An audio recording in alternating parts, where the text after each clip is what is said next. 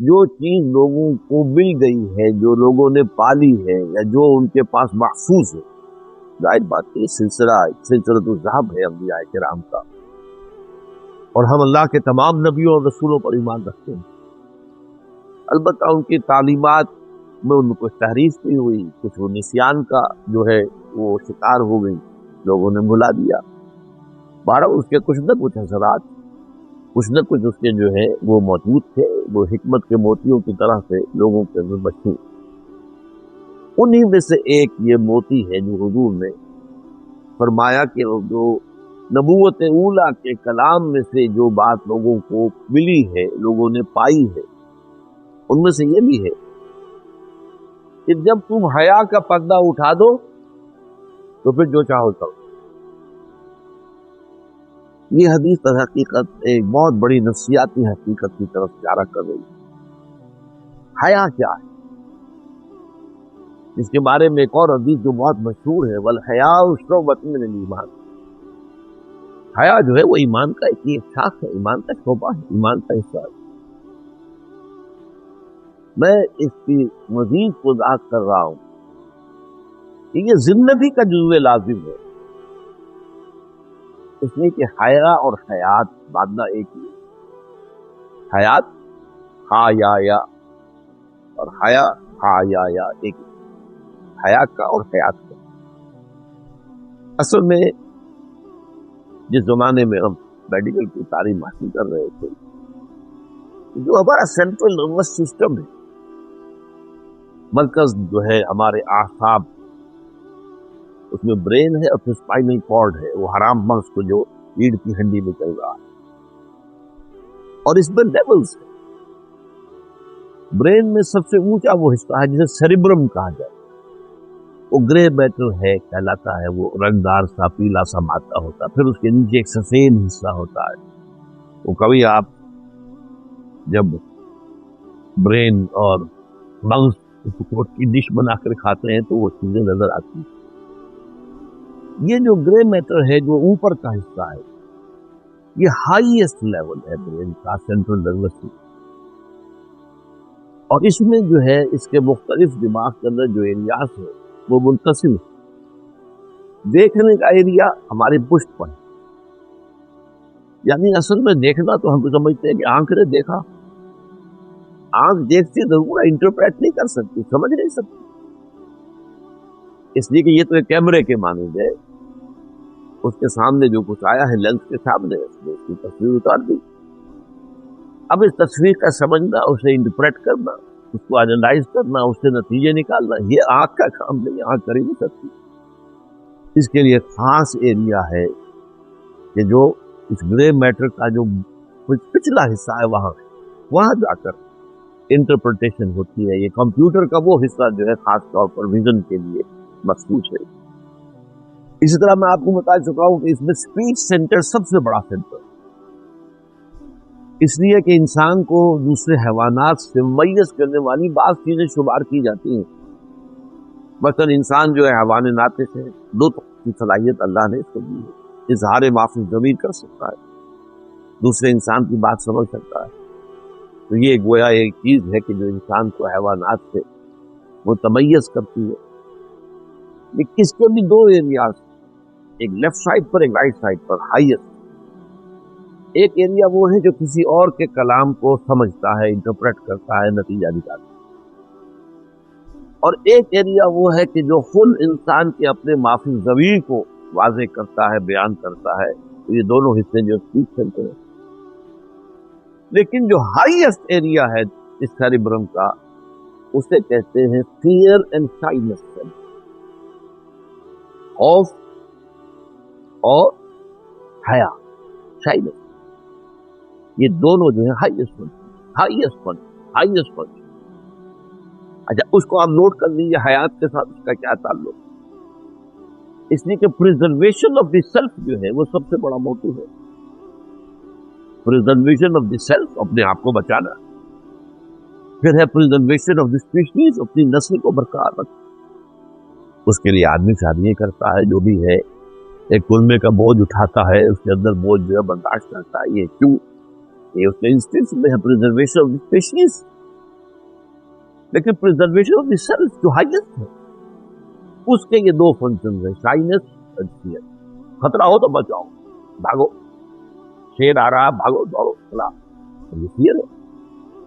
اسی طریقے سے شائنس، حیا، یہ حیا بھی در حقیقت انسان کے برین کے اور سیریبرم کے ہائیسٹ سینٹر میں. اس حیا کے بارے میں یوں نوٹ کر دیجیے، بلکہ اس کو ایک اور حقیقت میں چاہتا ہوں واضح ہو جائے. شراب کا پہلا اثر کیا ہوتا ہے؟ شراب جو ہے وہ رفتہ رفتہ رفتہ رفتہ برین کے لیولز کو جو ہے ناک آؤٹ کرتی ہے، ایک دم سارے برین کو نہیں. ابتدائی حصہ جو ہے اس کا، تھوڑا سی شراب آپ نے پی ہے تو یہ فیئر اینڈ شائنس کے سینٹر ختم ہو جاتا ہے. نتیجہ کیا نکلتا؟ بولڈنس، جرأت، بہادری. اب ایک مقرر جو ہے بڑی عمدہ تقریر کرے، ورنہ مقرر کو کیا ہوتا ہے، احساس ہوتا ہے کہ میری تقریر کو کیا اثر لوگ دے رہے ہوں گے، کیا اس کا جو ہے کوئی مذاق اڑا رہا ہوگا دل میں، کچھ اور ہوگا کیا. یہ جو احساسات رہتے ہیں یہ ایک مقرر کو قدم قدم پر. جب شائنس ختم ہوئی، اب آپ اگر بہت بڑا وکیل ہے تو شراب پی کر جو وہ مقدمے کی تحریر کرے گا وہ بغیر شراب کے. اسی طریقے سے لڑنے میں شراب تھوڑی، زیادہ نہیں. جب زیادہ ہو جائے گی تب تو پھر اور لوور سینٹر میں ڈپریس ہو جائے گی، پھر وہ ڈپریشن جو ہے نیچے چلی جائے گی. لیکن جو پہلا کام یہ فیئر اینڈ شائنس، مقرر اچھی تقریر کرے گا اور شاعر اچھے اشعار کہے گا. سارے کے سارے بڑے شاعر جو ہے وہ شرابی ہوتے تھے، وہ غالب ہو کوئی اور ہو. اقبال بھی ابتدائی دور میں تو شراب پیتے تھے. جگر تو وہ انجینئر نے خود جو کہا ہے، سب کو مارا جگر کے شیروں نے اور جگر کو شراب نے مارا. تو شراب اس کی بھٹی میں تھی. لیکن ایک وقت آیا ہے موت سے پہلے، کافی پہلے طے ہوئے، اور توبہ کرنے کے بعد سے جو شاعری انہوں نے کی ہے وہ بڑی نفیس اور بڑی ایک روحانی ڈائمنشن اس میں. بہرحال یہ اس کا موقع نہیں ہے، لیکن یہ کہ غزلیں ان کی جو مشہور ہیں وہ تو وہی ہے شراب نوشی کے دور. تو اس لیے مقرر اچھی تقریر کرے گا، وکیل اچھے آرگومنٹ دے گا، شاعر اچھی شاعری کرے گا، اس لیے کہ وہ فیئر، اب آڈینس کا فیئر نہیں رہا، اب شائنس نہیں رہی کہ کیا لوگ سمجھیں گے، کیا میری بات جہاں پڑیں گے، کیا کریں گے وہ طرح. تو اس اعتبار سے یہ جو شائنس ہے، حیا، جو حضور نے فرمایا حیا و شعبۃ من الایمان، میں نے آپ کو بتایا کہ در حقیقت یہ حیات کا جزو لازم ہے. انسان اپنی حیات کو بچانے کے لیے بھی، پریزرویشن آف سیلف کے لیے بھی، یہ جو میکینزم ہے شائنس اینڈ فیئر، ان کا استعمال کرتا ہے.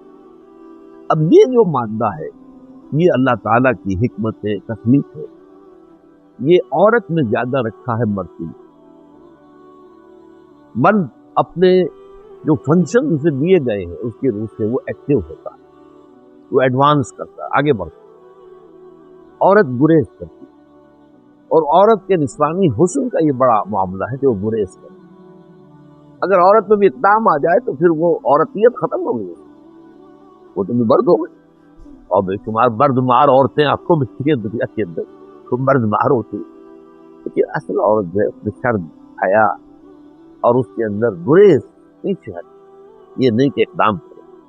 کوئی بھی معاملہ ہوتا ہے چاہے وہ عام طور پر جس کو ہم کہتے ہیں وہ اس کے مجازی جو ہے، اس میں بھی اقدام مرد کی طرف سے ہوتا ہے. مرد طالب ہوتا ہے اور عورت کو یا کہ مطلوب کے درجے میں. تو یہ مادہ اللہ تعالیٰ نے عورتوں کے اندر زیادہ رکھا ہے، اور یہ سب سے بڑا زیور ہے. عورت کے نسوانی حسن کا سب سے بڑا جو ہے حصہ یہ.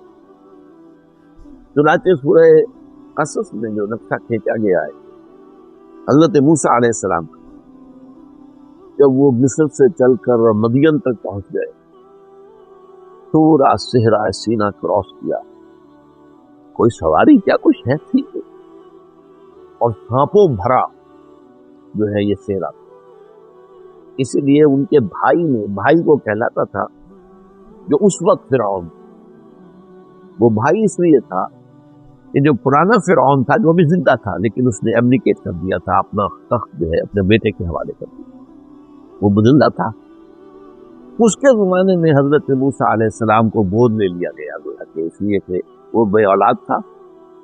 اور جب وہ نیل میں سے حضرت موسیٰ کا وہ صندوق سا برآمد ہوا ہے جس میں کہ ان کی والدہ نے اللہ کے حکم کے تحت انہیں ڈال کر اور نیل کے اندر بہا دیا، تو پھر وہ قتل کرنے لگا تھا. پہچان گیا تھا کہ اسرائیلیت طے تھا وہاں پر کہ ہر اسرائیلی بچے کو مار دینا. وہ بھی آڑے آ گئے. اور دوسرے یہ کہ اللہ تعالیٰ نے ایسی موہنی صورت دی تھی حضرت موسیٰ کو کہ جو دیکھتا تھا وَأَلْقَيْتُ عَلَيْكَ مَحَبَّةً مِّنِّي، بڑے پیارے الفاظ ہیں یہ سورۃ طٰہٰ میں آئے. اے موسیٰ ہم نے تمہارے اوپر اپنی محبت کا ایک پرتو ڈال دیا کہ اس کو دیکھ کر، وہ موہنی صورت دیکھ کر. اور وہ اہلیہ نے کہا، وہ اہلیہ وہ تھی حضرت آسیہ، وہ بھی بنی اسرائیل میں سے تھی. اور وہ ہیں جن کا سورہ تحریم میں ذکر ہے، جنہوں مثال دی گئی ہے کہ اللہ تعالیٰ نے مثال دی ہے اہل ایمان عورتوں کے لیے. آسیہ کی امرأۃ فرعون، اب ظاہر بات ہے بادشاہ تھا، اس نے جس کو چاہا اپنی ریت میں سے اپنے گھر میں ڈال دیا. اور ان دونوں کے مابین بڑی الفت تھی، فرعون کے اور آسیہ علیہ السلام. انہوں نے کہا مت قتل لا تقتلوہ قرۃ عین لی ولک، دیکھو یہ میرے اور تمہاری آنکھوں کی ٹھنڈک رہے گا تو ہم اسے شاید بطے نہیں بنا لے، ہمارے یہاں بیٹا نہیں ہے. باہر وہاں محل میں پلے. اس کے بعد فرعون کے بھی بیٹا ہو گیا. اب یہ دو ہوئے، وہ کہ دو بھائی ہو گئے، تو بھائیوں کی طرح پرورش پائی. اس کے بعد فرعون نے تخت چھوڑ دیا، تو اب یہ بھائی جو تھا جو اس طریقے سے بنا ہوا بھائی تھا وہ تخت پر تھا. اور ہمارا قرآن مجید کا بیان تو اور ہے کہ حضرت موسیٰ علیہ السلام خود جب انہیں ایک مخبر نے یہ خبر دی کہ اے موسیٰ تمہارے قتل کے مشورے ہو رہے ہیں، ان الملأ یأتمرون بک لیقتلوک، تو بھاگ جاؤ یہاں سے، میں تمہیں نصیحت کرتا ہوں جان بچاؤ اور یہاں سے چلیے. تو حضرت موسیٰ چھوڑ کر مصر کو اور صحرائے سینا کی طرف گئے، پورا سینا کراس کیا. لیکن 10 کمانڈمنٹس کے نام سے جو پکچر بنائی گئی ہے عورت نے، وہ تورات کے بیان پر ہے. ظاہر بات ہے کہ وہ تو تورات کو مانتے ہیں، تورات کے اور قرآن کے بیان میں تھوڑا فرق ہے. تو اس میں یہ ہے کہ اسی چھوٹے بھائی نے فرعون نے اپنے چیریٹ میں وہ جو ان کا ہوتا سواری ان کو سوار کرایا ہے اور لا کر سینا کے کنارے چھوڑ دیا ہے. اور بڑی نفرت کے ساتھ کہا ہے جاؤ اب سانپوں پر نبوت کرو. اب تمہاری نبوت جو ہے وہ انسانوں پر نہیں، صحرا کے اندر جو سانپ ہے ان پر جاؤ لوگ. بہرحال اب وہ سارے صحرا کو عبور کر کے پہنچے ہیں اور مدین کے پانی کے کنویں کے اوپر جا کر آپ نے وہ واقعہ پڑھا ہوگا. تھکا ٹوٹا آدمی، بھوکا پیاس سے لمبا سفر. اب وہ وہاں انہوں نے دیکھا کہ 2 لڑکیاں کھڑی ہوئی ہیں، اپنے ریوڑ کو روک رہی ہیں. وہ بھیڑیں بکریاں دوڑتی ہیں پانی کی طرف، اب وہ انہیں روکتی. یہ گئے کیا معاملہ ہے، آپ کیوں نہیں پانی پلاتے؟ تو کہا کہ ہمارے والد بوڑھے ہیں اور یہ جو چرواہے ہیں یہ سخت دل ہیں، یہ ہمیں روکتے ہیں، تو جب تک یہ اپنی بھیڑوں کو اپنے ریوڑوں کو پانی پلا کر نہ چلے جائیں ہم ان کو پلا. حضرت موسیٰ جو جلالی مزاج کے آدمی سے گئے اور ان کو ایک گزر مارا، ایک کھوزر مارا، ہٹایا اور پھر پانی کھینچ کر کنویں سے ان کو پلایا. اب وہ چلی گئی ریوڑ لے کر اپنے والد کو بتایا. اب والد کا پیغام لے کر جب آئی ہیں ان میں سے ایک، اس کے لیے قرآن نے الفاظ، اس کے لیے میں نے سارا واقعہ یہ آپ کو سنایا. حضرت موسیٰ کی حالت اس وقت کیا تھی؟ ان کو پانی پلا کر جا کر ایک درخت کے نیچے بیٹھ گئے. تو جو دعا انہوں نے اس وقت مانگی ہے، رب انی لما انزلت الی من خیر فقیر، اللہ میں تو تیری ہر اس خیر اور خیرات کا مستحق ہوں جو تم میری جھولی میں. یہ فقر کی انتہا ہے. ایک فقیر ہوتا ہوگا تو مجھے روپیہ ہی لینا ہے، میں نے 5 روپے لینے ہیں، نخرا کرتا ہے.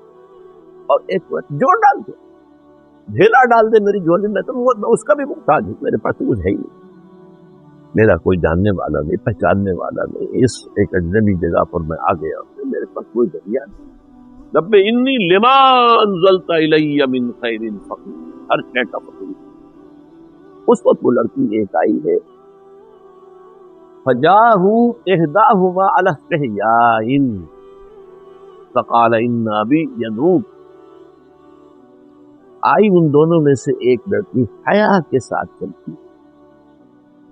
اب یہ چلنے میں بھی عورت کے حیا جو ہے وہ عورت کو اللہ تعالیٰ نے جو بھی عناصر اس کی فطرت میں رکھے ہیں ان میں مرد کے مقابلے میں حیا کا پہلو بہت جو ہے قوی ہے، جس کو کہ آج جو ہے مغرب ختم کرنے پر پڑا حیا کا پردہ. اور اس حدیث کا صحیح ترین ترجمہ فارسی میں جو کیا گیا ہے بہت خوبصورت، بے حیا باش و ہر چغائی کن، حیا کا پردہ اٹھا دو پھر جو چاہو کرو. میں یہ کر رہا تھا کہ اس وقت دنیا میں یہ عظیم تحریک چل رہی ہے جس کو اس قدر حسین نام دیا گیا ہے سوشل انجینئرنگ پروگرام. سوسائٹی کی کو تعمیر نو کرنی، اس کا بنیادی نقطہ یہ کہ حیا ختم، عورت میں سے اس جز کو نکال کے باہر. اور یہ معاملہ کوئی بہت پرانا نہیں ہے، 100-125 سال سے زیادہ اس کی تاریخ نہیں.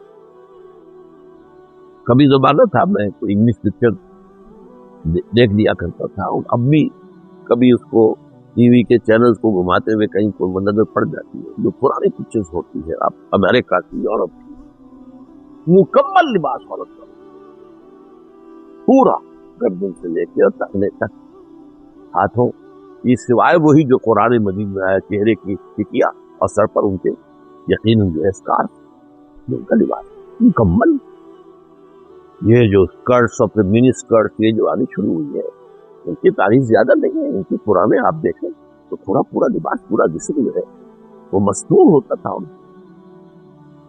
اور یہ چیز جو ہے یہ پروٹوکولز کے اندر فیصلہ کیا تھا یہودیوں نے 1897. ان کے جو protocols of the elders of the Zion, Basel ایک ہے سوئٹزرلینڈ کا شہر، اس میں ٹاپ کے یہودی جمع ہوئے تھے، اور بیشتر تھے یہودی جو بینکرز، زائنسٹ موومنٹ جو ہے وہ اصل میں یہودی بینکرز کی موومنٹ تھے. اور وہ اصل میں مذہبی یہودی نہیں ہے، وہ جو ہے سیکولر ٹائپ کی یہودی، جیسے ہمارے یہاں بھی سیکولر بھی ہے، مذہبی لوگ بھی ہیں تو سیکولر، ان کے ہاں بھی سیکولر بھی ہے اور مذہبی بھی ہے. مذہبی لوگ وہ ہے جو کبھی آپ نے دیکھے ہوں گے اخبارات میں یا کہیں کسی فلم میں، یا آپ امریکہ گئے ہوں کہیں گئے ہوں تو آپ نے دیکھا ہو بروکلن کا ایریا جو ہے بھرا ہوا ہے اس سے یہ زلفیں ہوتی ہیں. یہ خاص طور پر یہ جو ہے یہاں سے چھلے دار چل رہا ہوتا ہے، یہ جہاں سے ہم وہ عام طور پر سٹ بنا لیا جاتا ہے جب شیو کرتے ہیں تو یہاں سے وہ پھیلاتے ہیں اپنے بالوں کو، اور وہ چھلے دے کر اس قدر خوبصورت ہار کے معنی دونوں طرف لٹکے ہوتے ہیں، اور داڑھیاں لمبی ہوتی ہیں، کوٹ لمبے ہوتے ہیں، سر ننگے کا سوال نہیں. اس کے اوپر صرف وہ چھوٹی سی وہ نہیں کہ اوپر وہ اس کے اوپر کھوپڑی پہ وہ چپکا لیا نہیں، ان کا پورا ہیڈ ہوتا ہے، سیاہ ہیڈ، سیاہ جو ہے وہ اچکن کی طرح کا لمبا کوٹ. یہ لوگ یہ ہے یہودی. لیکن یہ جو لوگ جمع ہوئے تھے جو بیسیکلی سیکولر بینکرز کے نمائندے، انہوں نے جو چیزیں طے کی تھی نوع انسانی کی، ان میں سے یہ بھی تھا شرم اور حیا، اس کا جنازہ نکال دیا جائے تاکہ انسان حیوان بن جائے اور پھر ہم حیوانوں کو استعمال کر سکیں. اور یہ ان کا فلسفہ ہے کہ سوائے یہودیوں کے تمام انسان حیوان ہیں، صرف حیوان ہے وہ شکل انسانوں کی سی ہے. گوئمز، gentiles, they are not human، وہ انسانی شکل میں حیوانات. تو جیسے حیوان کو استعمال کرنا عام انسان کا حق ہے، گھوڑے کو تانے میں جوتتا ہے، استعمال کر رہا ہے، بیل کو ہل میں جوتتا ہے، استعمال کر رہا ہے. ہمارا حق ہے کہ ہم انہیں استعمال کریں. اور یہ ان کی جو باقاعدہ تالمود کتاب ہے، جو ان کی اصل میں فقہ کی کتاب وہ ہے تالمود، مذہبی اعتبار سے امپورٹنٹ وہ ہے. یہ ہے کہ غیر یہودی کو دھوکہ دینا، چیٹ کرنا، ڈاکہ ڈالنا، چوری کرنا، جو چاہو کرو جائز. قرآن مجید میں اس کا تذکرہ موجود ہے. لیس علینا فی الامیین سبیل، یہ امی جو ہے ان کے ساتھ ہم جو چاہیں کریں، ہم پر کوئی معاوضہ نہیں ہے، کوئی بات پوچھتے نہیں. تو یہ شرم و حیا کو ختم کرنے کی جو ایک عظیم تحریک اس سے چل رہی ہے، جس میں مشرف کی گورنمنٹ جو ہے وہ پوری دنیا سے آگے بڑھ کر اس نے اس تحریک پر دم ہے 33% عورتوں کی نمائندگی مقرر کر دینا تمام اداروں، سینیٹ اور پارلیمنٹ اور اس سے نیچے اور تمام یونین کاؤنسل، عورتوں کو گھر سے نکالنے کا اتنا بڑا کام پوری دنیا میں کہیں نہیں، آج تک امریکہ میں نہیں، آج تک یورپ کے کسی ملک میں۔ ڈیموکریسی کا ایک موجودہ ہے ہمارے پڑوس میں انڈیا جو ہے، بھارت کے موجودہ میں کیوں کہہ رہا ہوں؟ اس لیے کہ یہ مانا جاتا ہے کہ لو لٹریسی پرسنٹیج میں ڈیموکریسی نہیں چل سکتی، لوگوں کے اندر خواندگی ہونی چاہیے، تعلیم ہونی چاہیے، تب ڈیموکریسی چل سکتی، اور وہ جو ہے انتہائی لو لٹریسی پرسنٹیج کے ساتھ ڈیموکریسی کو کس طریقے سے چلا رہا ہے تو دنیا دیکھ کر حیران ہو رہی ہے، لیکن کہیں بھی ان کے یہاں 33% نہیں۔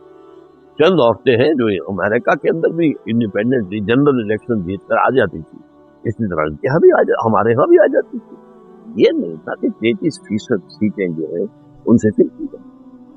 تو یہ بے حیائی جو ہے اس وقت، اور یہ یو این او کے ایجنڈے پر ہے۔ اس کے لیے پہلی کانفرنس ہوئی تھی قاہرہ میں، کائرو کانفرنس، 5 سال کے بعد ہوئی بیجنگ کانفرنس، اور پھر بیجنگ +5 کانفرنس ہوئی، یہ ہوئی یونائٹڈ نیشن اسمبلی کے، اور وہاں طے ہوا ہے، وہ پہلے بیان کر چکا۔ تو حیا جو عورت کا سب سے بڑا زیور ہے، اسے ختم کرنے پر اس وقت مغرب کا معاشرہ اور یہ ساری طاقت جو ہے مغرب سے وہ لگی ہوئی ہے، اس لیے ان کے ہاں تو ختم ہو چکی، بے حیائی انتہا کو پہنچی۔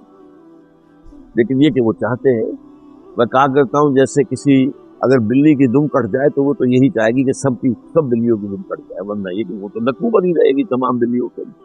تو وہ پوری ادو انسانی کو، اور ایجنڈا وہی ہے، پروٹوکول، اصل ایجنڈا یہودیوں کا، جس کے اعلی کار اس وقت یہودی نہیں یعنی عیسائی بن گئے ہیں، اور عیسائیوں میں سے بھی خاص طور پر وائٹ اینگلو سیکسن پروٹیسٹنٹ، یہ ویسٹ کا لفظ میں نے بہت عرصے پہلے آپ کو انٹروڈیوس کرایا تھا۔ ویسٹ تو کہتے ہیں بھیڑ کو جو کاٹ جاتی ہے تو سوج جاتا ہے چہرہ، ویسٹ، لیکن یہ وائٹ اینگلو سیکسن پروٹیسٹنٹ جو عیسائیوں میں پروٹیسٹنٹ فرقے کے اندر پھر ایک ٹاپ کے اوپر ایونجلسٹ ایک کلاس ہے، وہ ہے جو اصل اعلی کار ہے، ان کو نیو کونس بھی آج کل کہا جا رہا ہے، اخبارات میں پڑھتے ہوں گے، یہ اسرائیل کے سب سے بڑے سپورٹ، اور وہ پروٹوکولز جو ہے ان کے پروگرام کو پورا کرنے میں سب سے بڑے اعلی کار۔ اسی کا ایک حصہ جو ہے وہ میں آپ کو اور بتا دیتا ہوں۔ آج کل یہ سوچ عام ہو گئی ہے، اور یہ بھی مغرب کہہ سکتے تھے، بچوں پہ کوئی روک ٹوک نہ لگاؤ، یہ ان کی ڈیولپمنٹ میں ہیمپر کرتا ہے، رکاوٹ بن جاتی ہے۔ Let them do what they are doing, حماقت ہے۔ بچوں کی تعلیم، بچوں کی تہذیب، ربو بنیکم علموہم حذبوا فتیاتکم فالعلم خیر قوامکم، انہیں مہذب سیکھو، انہیں ادب سیکھو۔ حضور کی تعلیم اس کے برعکس ہے، اپنی چھڑی کو کبھی اٹھا کر نہ رکھ دینا، اولاد کو سیدھا رکھنے کے لیے آپ کو استعمال کرنا، محبت بھی بھرپور دو، لیکن یہ کہ ساتھ ہی وہ جو ہمارے یہاں ایک کہاوت ہے کہ کھلاؤ تو چور کے اور دیکھو گھور کے، بچوں کے اوپر جب تک کہ ایک بڑوں کا ایک روب نہ ہو، بڑوں کا خوف نہ ہو، حیا نہ ہو، میرے یہ کیا کہہ دیں گے، والد کیا کہہ دیں گے، تو وہ صحیح ہیومن ڈیولپمنٹ ہمارے نزدیک نہیں ہوتی۔ وہ بچے جنہیں آپ غریب بنا دیتے ہیں، بے شرم بنا دیتے ہیں، بے حیا بنا دیتے ہیں، بے ادب بنا دیتے ہیں، وہ پھر خود آپ کے سینے پر درد جو ہے وہ منہ ڈلیں گے، آپ کی اپنی جو ہے بڑھاپے کے اندر سہانے روح بنیں گے، ان کے اندر کہاں سے وہ آداب آ جائیں گے، اور کہاں سے وہ جو تہذیب آ جائے گی کہ جو بچپن میں اگر ان نہ سکھائی گئی۔ اسی طرح نماز کا معاملہ ہے کہ فلاں عمر سے نماز کی تلقین شروع کر دو، اور اس عمر کے بعد غالباً 9 برس ہے کہ اس کے بعد اگر بچہ نماز نہیں پڑھتا تو 12 سے، تو نبوت کی تعلیم اس کے بالکل برعکس۔ یہ جدید جو ہے چلڈرن سائیکالوجی، اس کی بڑی حماقتوں میں سے ایک حماقت ہے کہ بچوں کو روک ٹوک کرنے سے ان کے اندر جو آزاد شخصیت کے پروان چڑھنے کا امکان ہوتا ہے، انڈیپینڈنٹ پرسنالٹی، وہ ان میں کم ہو جاتی ہے، تو انہیں روک ٹوک انہیں جو کہاں کرو۔ بہرحال یہ حدیث میں ہے، جیسا کہ میں نے عرض کیا، ویسے تو بہت ہی سادہ حدیث ہے، بہت سادہ حدیث ہے، الحیاء شعبۃ من الایمان، یہ تو سبھی کو یاد ہوگی۔ اور حضور نے فرمایا یہ تمام انبیاء کرام کی دعوتوں کے اندر موجود ہے۔ ان مما ادرک الناس من کلام النبوۃ الاولی، اس میں سے یہ بات بھی ہے جو لوگوں تک پہنچی ہے، لوگوں نے پائی ہے۔ اذا لم تستحی فافعل ما شئت، جب تم نے حیا کا پردہ اٹھا دیا تو کرو جو چاہو۔ اس لیے کہ یہی تو بیریئر تھا، یہی تو روک ٹوک کی بات تھی، جس کو میں نے سنایا آپ کو کہ فارسی میں اس کا بہترین ترجمہ ہے، بے حیا باش تو ہر کے خائی کن، ایک دفعہ ذرا حیا کا پردہ اٹھا دو تو جو چاہو کرو۔ اب ابھی کچھ وقت ہے تو اگلی حدیث کی طرف بھی چلتے ہیں۔ عن ابن عمرو وقیل ابی عمرو کا سفیان ابن عبداللہ رضی اللہ عنہ، حضرت ابو عمرو یا ان کے بارے میں کہا بھی گیا ہے کہ ابو عمرو ابن عبداللہ رضی اللہ تعالیٰ عنہ سے روایت قال، انہوں نے فرمایا کہ انہوں نے کہا قلت، میں نے حضور سے کہا صلی اللہ علیہ وسلم، یا رسول اللہ قل لی فی الاسلام قولا لا اسأل عنہ احد غیرک، اے اللہ کے رسول مجھ سے تو اسلام کے بارے میں ایک بات ایسی چاہیے کہ پھر مجھے کسی سے کچھ اور پوچھنے کی ضرورت نہیں رہے۔ یہ دونوں ترجمے ہو سکتے ہیں کہ پھر میں نہیں پوچھوں گا کسی سے کچھ اور، میں اس کے ترجمان اس طرح کر رہا ہوں کہ پھر مجھے ایسی جامع بات بتا دیجئے ایک، قل لی فی الاسلام قولا، کہ پھر مجھے کسی اور سے کچھ پوچھنے کی ضرورت نہیں۔ حضور نے فرمایا قال صلی اللہ علیہ وسلم قل آمنت باللہ فاستقم، رواہ مسلم، آپ نے فرمایا کہو میں ایمان لایا اللہ پر اور پھر جم جاؤ۔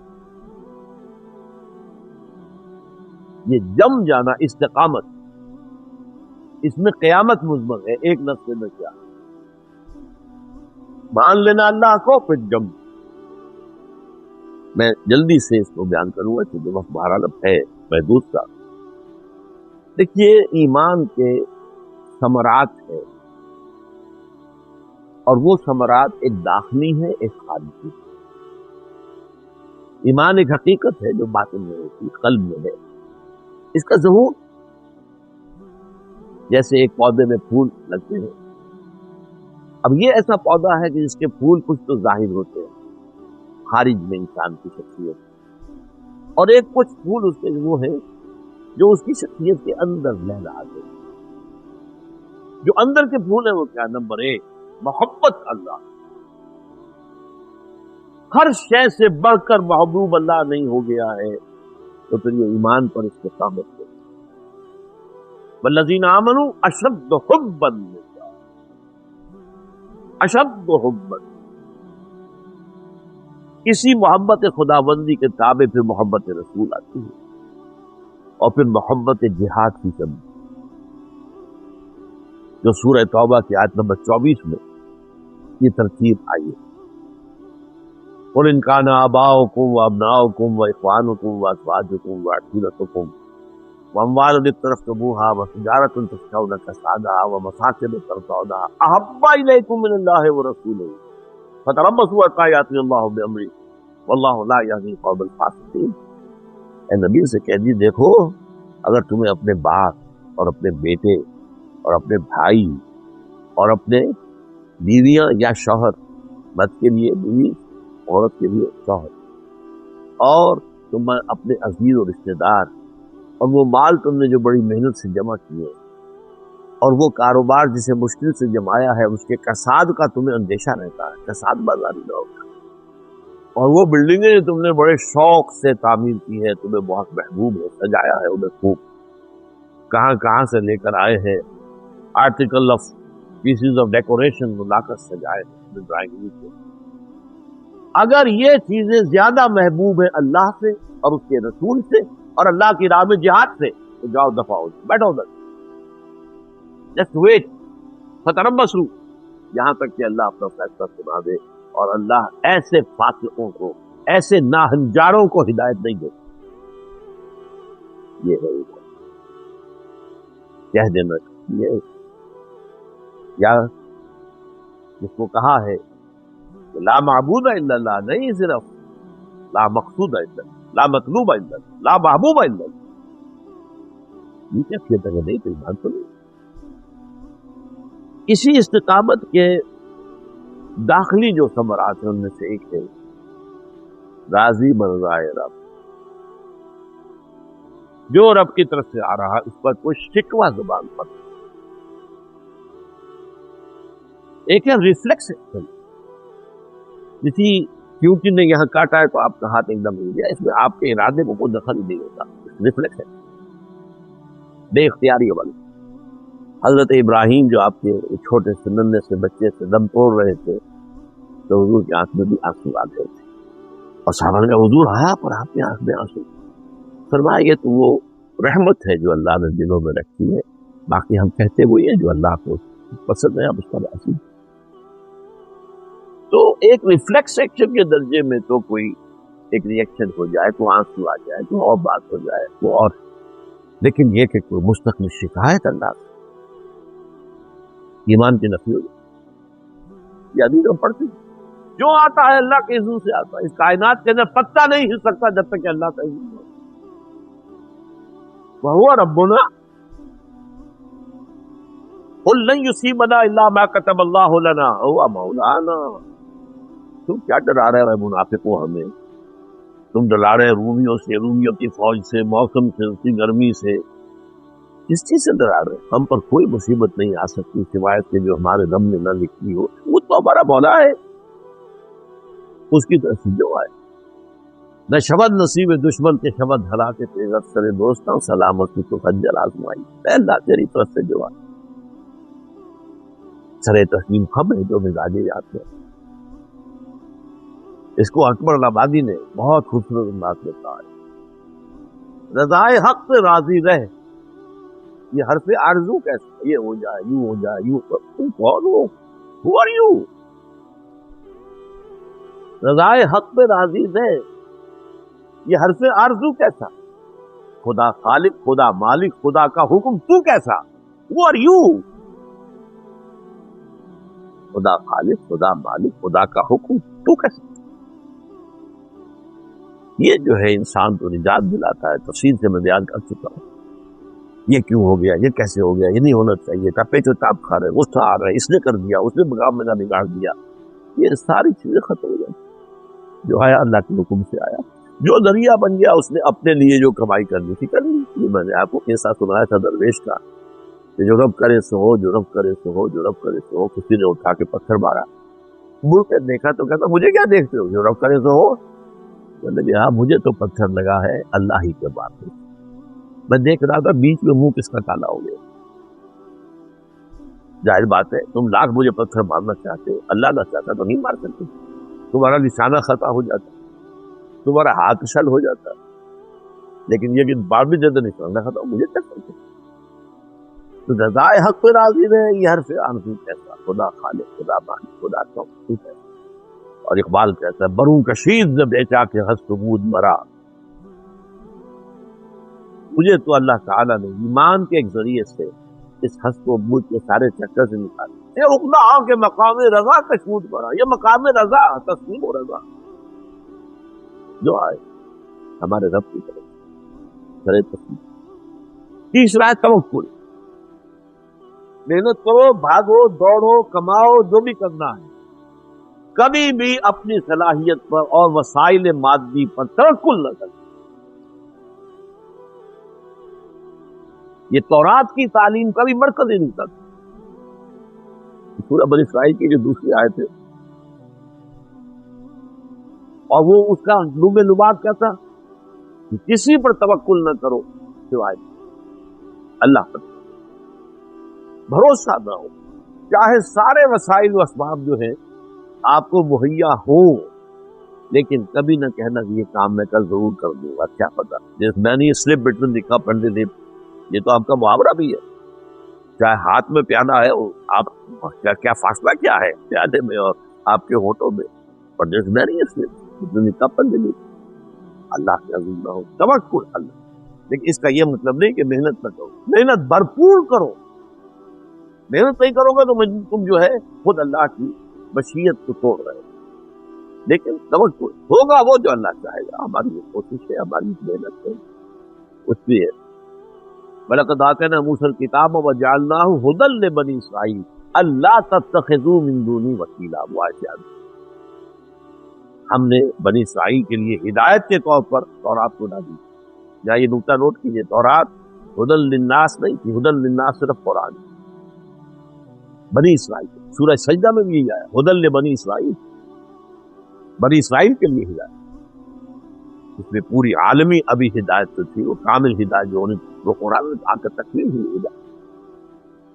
تو توکل جو ہے, اللہ تتخذوا من دونی وکیل, کسی کو اپنا کارساز نہ کرو, میرے سوا کسی کو کارساز سمجھا, یا اسباب پر بھروسہ ہو گیا, میرے پاس یہ ہے, میں نے یہ تیار کر رکھا ہے, میں نے یہ فراہم کر رکھا ہے, سب کچھ ہے. گاڑی کی جو ہے وہ ٹیوننگ بھی کرا لی تھی, سروس بھی کرا لی تھی, آئل بھی چینج کر دیا تھا, یہ سب کچھ کر دیا تھا, ٹنکی بھری ہوئی ہے, پیٹرول ہے, ڈیزل سے سب کچھ ہے, بس اب کیا ہے, اب کیا رکاوٹ ہے, کل صبح میں اٹھوں گا اور چل دوں گا. یہ تین ہیں جو استقامت علی الایمان باللہ, ایمان باللہ پر استقامت کے یہ تین تقاضے ہیں داخلی کیفیات. خارج میں کیا ہے؟ نمبر 1 اطاعت اللہ, ٹوٹلی عبادت اور اطاعت کو تفصیل سے گفتگو ہو چکی ہے. تمہارے وجود سے یہ تین چیزیں وہ تھیں جو وجود کے اندر تھیں, تو محبت, تسلیم و رضا, صبر و توکل, استقامت, اور دوسرے جو باہر ہے اطاعت. تمہارے وجود سے جو عمل بھی خارج ہو یا صادر ہو وہ اطاعت خداوندی اور اطاعت رسول کے سانچے میں ڈھل کر آئے.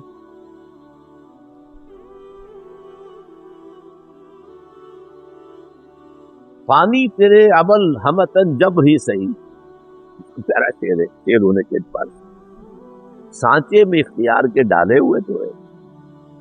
یہ ان لوگوں کا قول ہے کہ جو سمجھتے ہیں کہ انسان مجبور محض ہے, اس کی کوئی آزادی نہیں ہے, جن کو جبریہ کہا جاتا ہے. یہ ہمارے یہاں اسلاف میں رہا ہے ایک مقصد. تو فانی ان میں سے وہ کہتا ہے فانی تیرے عمل ہمتن جبر ہی سے ہے, تو جبری تم یہ کر رہے ہو اللہ کے جبر کے تحت. سانچے میں اختیار کے ڈالے ہوئے تو ہے, لیکن ایک سانچے میں ڈال دیا گیا ہے جو تم محسوس کرتے ہو کہ میں کر رہا ہوں, بس یہ بھی بڑی بات. تو بہرحال جو بھی صادر ہو ہمارے وجود سے وہ اطاعت خدا اور اطاعت رسول کے سانچے میں ڈل کر, وہ ہاتھ سے ہو, پاؤں سے ہو, آنکھ سے ہو, ناک سے ہو, کان سے, جو بھی ہمارے وجود سے صادر ہو. اور نمبر 2 جہاد و انفاق فی سبیل اللہ, اللہ کے ساتھ استقامت اور اللہ کے باغیوں سے دوستی, اللہ پر ایمان و اس سے استقامت, اور اللہ کے غداروں کی جو ہے غلامی پر راضی ہو جانا. کہاں ایمان, کہاں اسے ایمان کے منافی ہے. مومن تو اگر باغی نہیں ہے باطل سے تو مومن کہاں ہوا؟ یہ تو سورہ بقرہ میں جو آیا ہے وَمَن يَكْفُرْ بِالطَّاغُوتِ وَيُؤْمِنْ بِاللَّهِ فَقَدِ اسْتَمْسَكَ بِالْعُرْوَةِ الْوُثْقَىٰ. طاغوت کا کفر پہلے ہے, ایمان باللہ بعد میں. پہلے طاغوت کا کفر کرو اور پھر ایمان باللہ, تب کو مانی ہے. اور طاغوت سے وفاداری, طاغوت کے ساتھ دوستیاں, جو اللہ کے سرکش ہے. ایک حدیث میں آیا ہے اذا مدح الفاسق, جب کسی فاسق و فاجر شخص کی مدح کی جاتی ہے, غضب اللہ تعالی واہتز له العرش, اللہ تعالیٰ اتنے غضبناک ہوتے ہیں کہ عرش کانپنے لگتا. یہ میرا بندہ ہونے کا مدعی اور ایک فاسق و فاجر کی تعریف کر رہا ہے, یہ پاسنامہ پیش کر رہا ہے, لمبا چوڑا پاسنامہ پیش کر رہا ہے. اذا مدح الفاسق غضب اللہ تعالی واہتز له العرش, عرش لرز ہوتا ہے, اتنا